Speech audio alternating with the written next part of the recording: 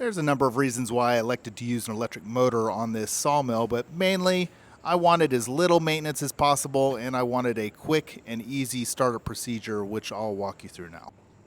So basically I turn this hand wheel and these Danley die springs are compressed.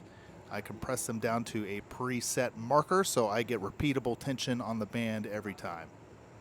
After I tension the blade, give it a few rotations of the wheel. Make sure everything's tracking okay.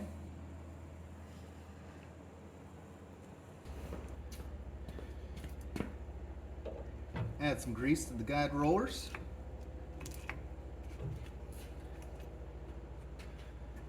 Check to see if I have plenty of lubrication in my tank, which I do here.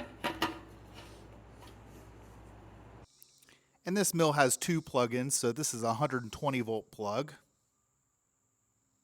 And that powers the DC power supply and the control panel that powers both the lift mechanism and the lubrication solenoid.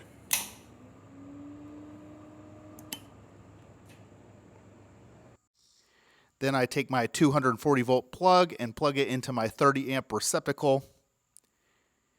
And this plug-in powers the VFD, which turns the single phase power into 3-phase for this big 10 horsepower motor.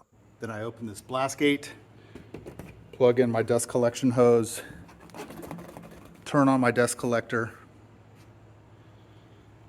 and then, just like all my other woodworking machinery,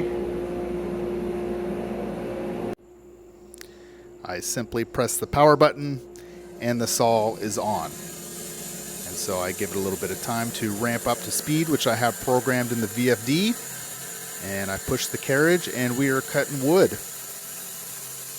About as simple as it gets. I didn't want to mess with gasoline. I didn't want exhaust fumes in my shop. This is a stationary machine, so it really just makes sense for my particular setup. So if you're wanting a low maintenance mill, an electric motor might just be worth a look.